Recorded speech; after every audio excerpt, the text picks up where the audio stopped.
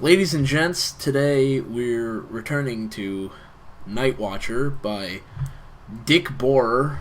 Dick Borer's got a great name. I'm never going to get over that name, Dick Borer. It's a pretty good name. It's a great name. What? Today we're doing Chapter 3 of the Book 4 of the J. Edgar Beanpole and Friends. Yeah.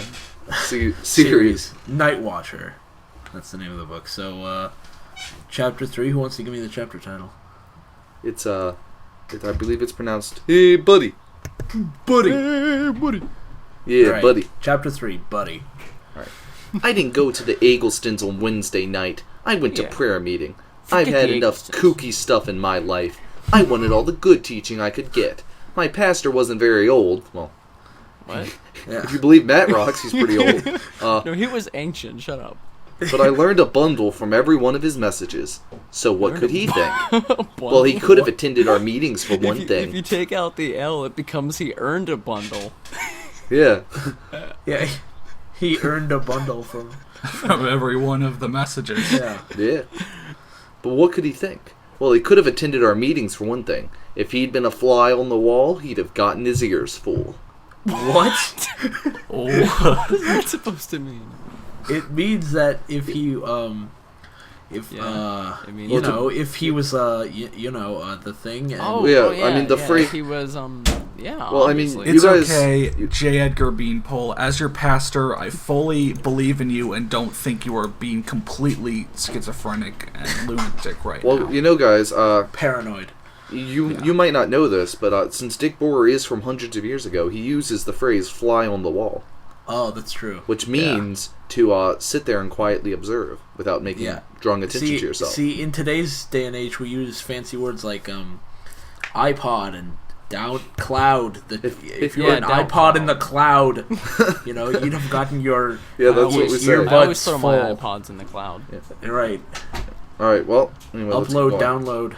We started our next meeting with what Dave called our song. He was Dave to everybody Our now, song? Oh but my I God, noticed they it play was, our song. yeah, he was Dave to everybody now, but I noticed it was still Mrs. Eggleston. And you can tell everybody this is I your didn't song. like it. Yeah, that's what I was about to say. Come on up here, buddy, and lead us in some more good songs. Dave called out as we were beginning, and here it is, my favorite line. We sang the song with all the monkeys swinging in the trees.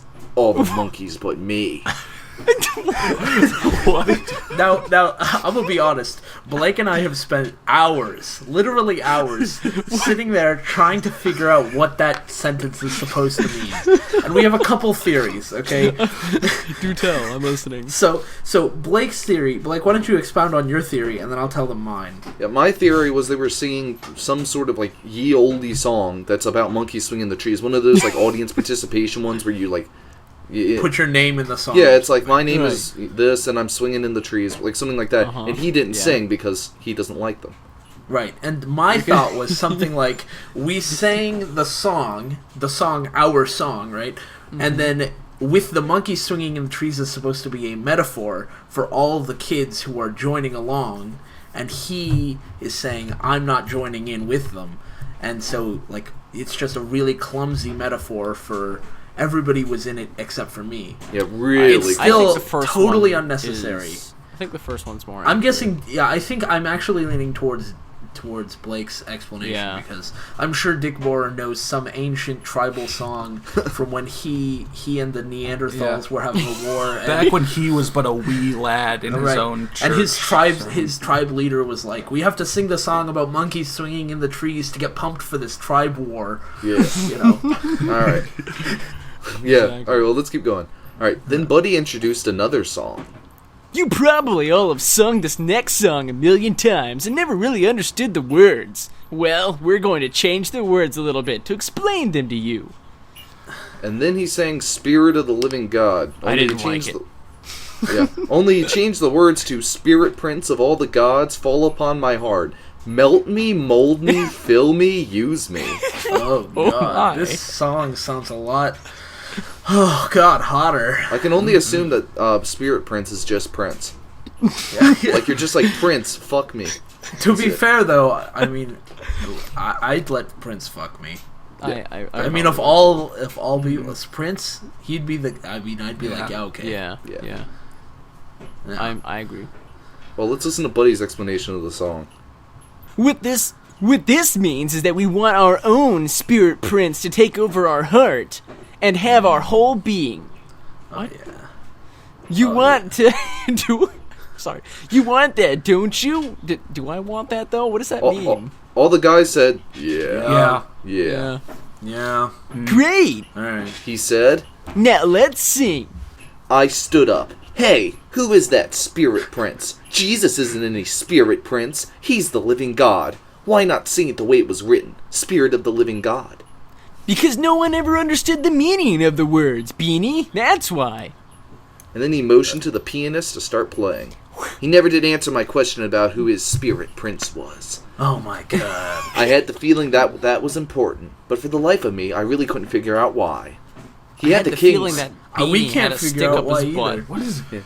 He had the kids sing the song through in a quiet manner 3 or 4 times, and then he turned the meeting over to Dave. And now I'd like to present this week's verse. Dave said. It's 1 Chronicles 26:18. I noticed that he didn't just open a Bible and point at any verse. He'd gotten stung before when he'd had to read Job 25:4. He didn't seem to like verses that had to do with salvation. Job 25:4 had nothing to do with salvation. Yeah, Wasn't that's what I that was one about to like say. disciplining your wife or something? No, it was like some shit like that. No, that the he didn't verse was want to put in a any service. no, the verse was any man born of a woman is like impure. You're right. That has nothing to do with salvation. No. That's I don't just like the verse misogyny. either. I mean, I'm with Yeah, Dave. that's just raw. Yeah, I'm with Dave too. That's just fucking misogyny. J. Edgar Beanpole picks up on the smallest stuff. Yeah, that's why he's called J. Edgar Beanpole.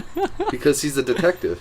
Yeah. Yeah. Something Totally. Beanpole. Okay. Maybe if we'd have read books 1 through 3. Okay. Okay, here's your verse. At Parbar westward, 4 at the causeway, and 2 at Parbar. He read. That can be your life verse, young people. Think of the deep, deep spiritual meaning you can find in that verse. You have 11 words, and in those 11 words, you have 11 letter A's. In the first phrase, at Parbar westward, you have 11 consonants. Doesn't the depth of this just thrill your hearts? No. And this is not just mere coincidence. This is God's eternal word. Oh my god, if you add up all the numbers, that like the number of the letters, it adds up to 23. Oh my god. He had Did you them know repeat that the if you verse. add 2 plus 2, it equals 4? Dude, don't Yeah. blow their minds or anything. Let's see. Shit. He had them repeat the verse 10 times, and by then they'd memorized it. Okay. When you recite it to your parents, young people, remember to do it with feeling. Let them know how deeply this verse affects your heart and soul. I didn't like it. Tell them it has deep truth for you and that it helps you meditate on God's word all day. They'll love it. And the more they love the things we do here, the more they'll willingly let you do them. Remember that. I didn't like it. Yeah, I just sat there and shook my head. This guy wasn't just a fake. He had some angle, but I couldn't figure it out. Why would he want to come into our little church and start pulling our kids apart? How is he pulling That's- them apart? He's Where bringing them did together. he get that from? He's literally they are being brought together. Have you? Brought together by, I mean, granted, it's nonsense, but they are being brought He's together. not pulling anyone apart. They're all just grouped together around some out of context passage that has nothing to do with anything. Yeah. I admit, maybe that That passage in context was means nothing. looking a little too far into Looking, but- those are just directions. That's like if I pulled up like Google Maps and like started to try to read deep spiritual meaning into how to get to Albuquerque, and you know what? There is I mean, deep in spiritual context, meaning into in how to get to context, Albuquerque? Just so in you know. context, that verse is just directions to some other place. So the point that Dick Boer is trying to make, I think, is that he's reading a lot into it where there's nothing there. Well, yeah, You know, I mean, in that particular verse, but instead, what J. Instead Edgar of Beanpole gets out explaining of it that way. yeah, instead of explaining it that way, J. Edgar Beanpole goes, "How can he start pulling our kids apart?" What? That's not what he's doing. well, Okay. Yeah. Now, tonight, we're going to study a new spiritual dimension that I'm sure none of you has ever seen before. There is a whole spirit world out there that is available to help you live your life with power you've never known. Each of you has your own spirit. It tells you that in the book of Hebrews, and it is up to you to find out who that spirit is and what is his or her name. The kids were all... Edgar Beanpole's gonna have a huge problem with the her thing. Yeah. Like, women have to have male spirits. Women have to sit down and shut up, according to J. Edgar Beanpole. Women also Yeah, they are also not allowed can't to do play sports. volleyball. Yeah. The kids were all leaning forward on the edge of their chairs. All but to fall off. Tonight, we're going to sing our prayer. It's a song that you already know, but it has a small change in some of the words. It's this. Into my heart, into my heart. Come into my heart, O Spirit. Come in today, come in to stay. Come into my heart, O Spirit. He sang it to the tune that we already knew. The light was beginning to dawn, but I couldn't believe what I was hearing. He was getting our kids to open themselves up to demons. He wanted us to invite some spirit into our hearts to live. Yeah, and not that spirit that we call the Holy Spirit or Jesus. Some other spirit, a more vague spirit. Ugh. He's inviting Buddha into our souls. How dare he? Yeah. How is Buddha vague? Buddha, I'm just saying. It could be literally anything he could be inviting in. It didn't have to be Satan. Just Buddha is just like, hi. Buddha probably wouldn't come in these kids because they're too stupid. Yeah. Not enlightened enough. Okay, kids, now let's all sing this together. No! I called out, standing to my feet. I'm just gonna be an asshole. This is Satanism. This guy wants us to invite demons into our life. Can't you guys see it?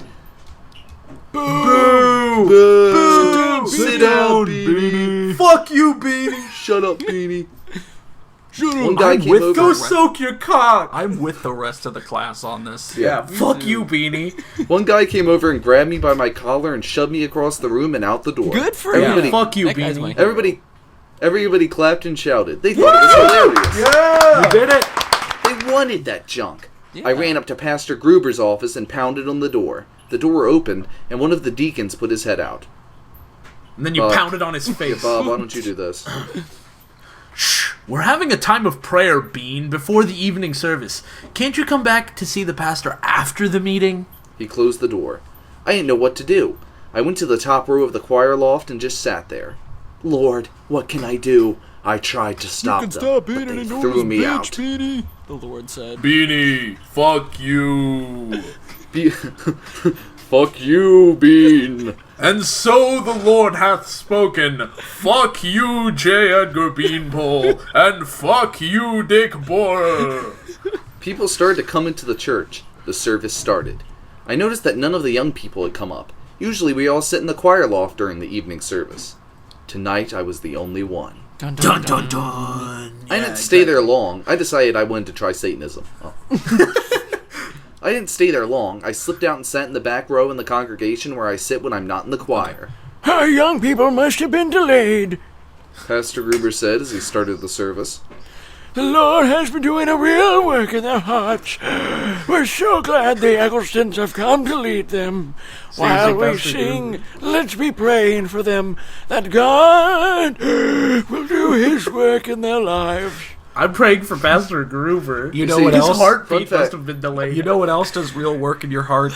Bayer. You One know- pill of Bayer prevents heart attacks. Fun fact. Pacemaker. Fun fact, he actually is just 30 years old, but the act of being a pastor instantly turns him to an old man. Yeah.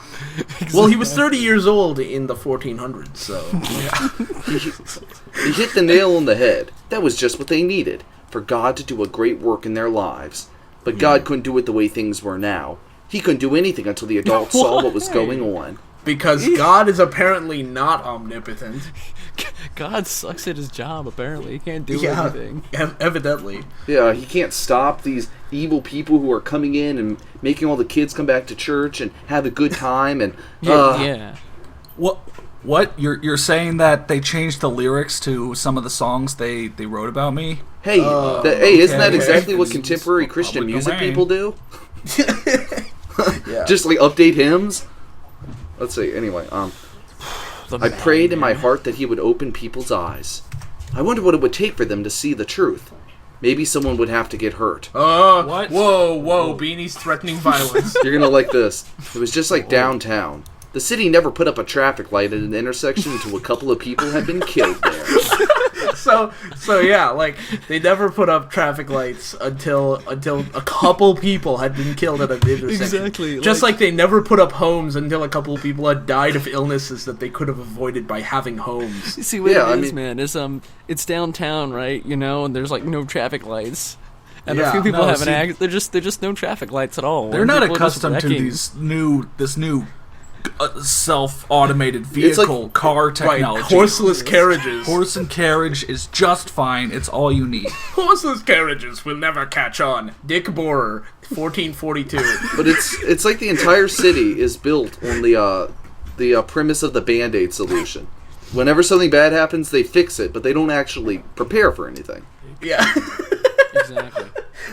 Anyway, I just hoped it wouldn't take that here in our church before the people saw what was really wrong with Dave. So Dave's gonna invite some spirits into people's hearts, and then they're gonna die. So Edgar Beanpole is just all he's imagining is that, like, by changing a few song lyrics around, someone's gonna start like seizuring up, and everyone's gonna gather around, and then the person's gonna spring up and be like, yeah.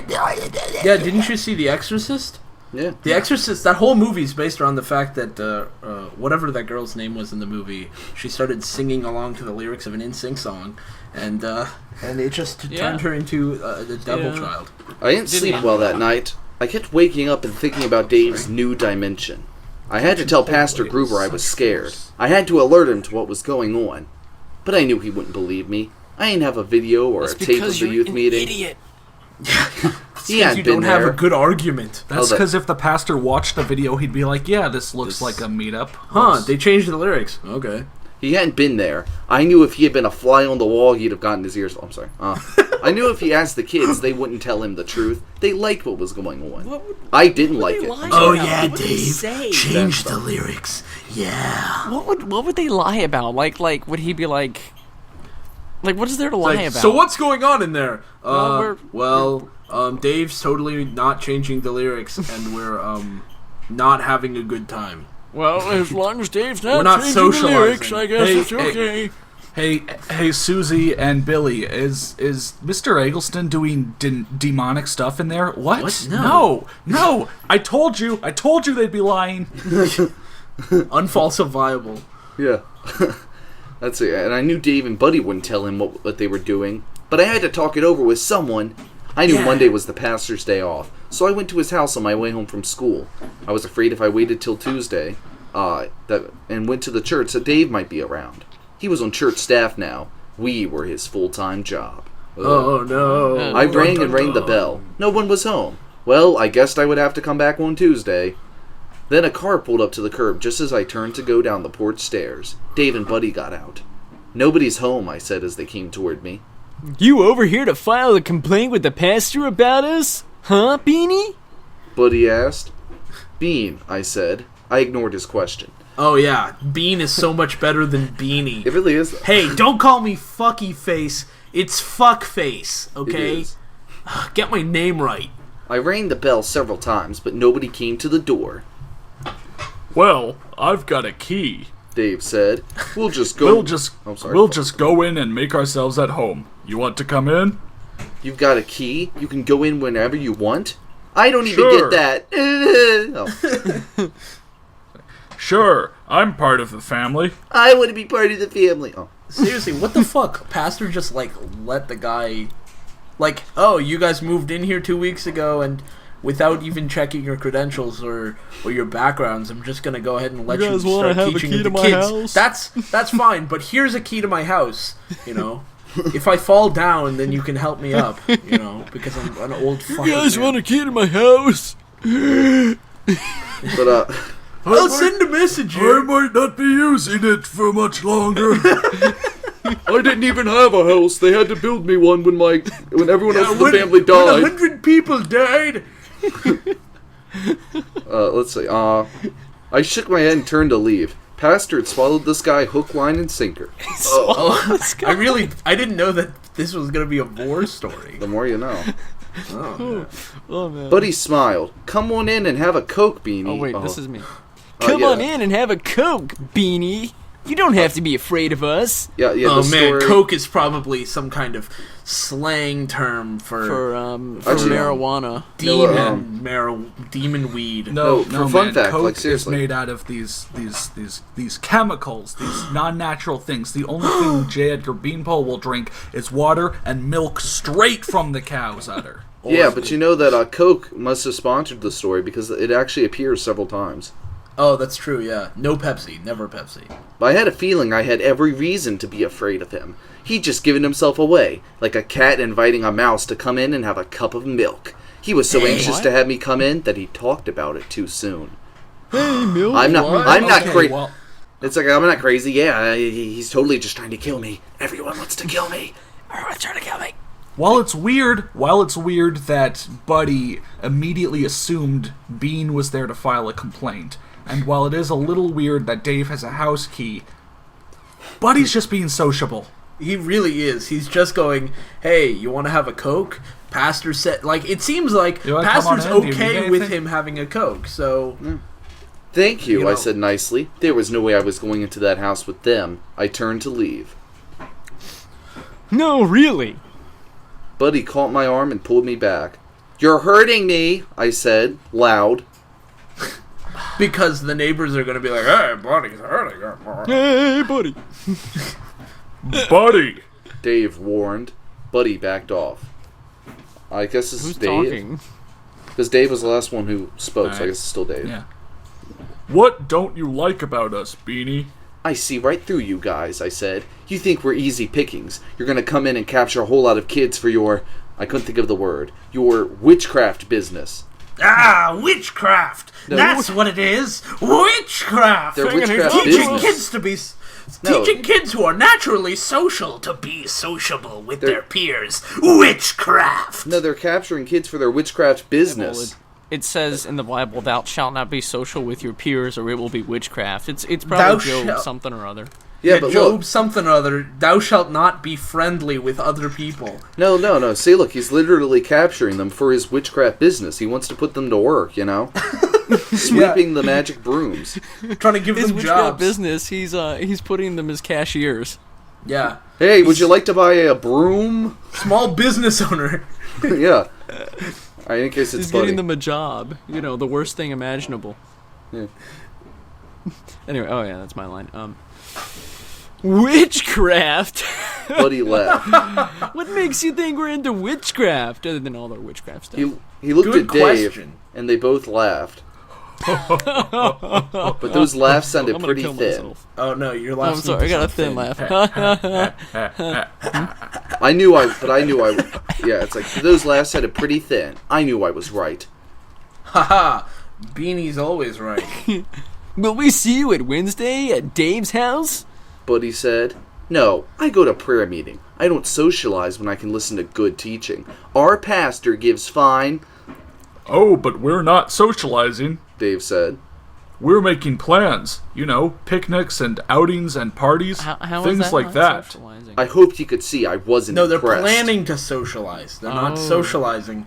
They're like, right. you know, it's like, hey, how's your day going? Shut the fuck up. We're trying to plan out a meeting here. Yeah, I like when this. you can I ask like- me later. I just like the line, I hoped he could see I wasn't impressed. I'm not impressed. I didn't like it. I didn't like it. Then we have Buddy. There it is. I'll be there. Buddy said, as if that would give me a reason for going. That fact alone would keep me away. I didn't say a word, I just walked off. I had better things to do. I needed to go sharpen my sword. Oh, Jesus. I'm gonna have...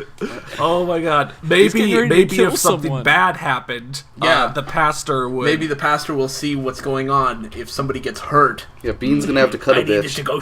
I needed to go sharpen my sword. I needed to go sharpen my sword. And that was chapter 3, Buddy. Yep. Hey, buddy. Hey, Buddy. Hey, Buddy. So Yeah, be here next time for chapter 4 of Night Watchers. The insanity continues to grow. Yeah. Just gotta go Do you feel like this is getting... You can feel the insanity? Yes, I can feel J. Edgar Beanpole's descent into madness. the pure insanity. Well, don't worry. It may seem like he's mad now, but pretty soon everyone's going to go mad. I know. Yeah. I know. Everyone. I'm pumped. Be there.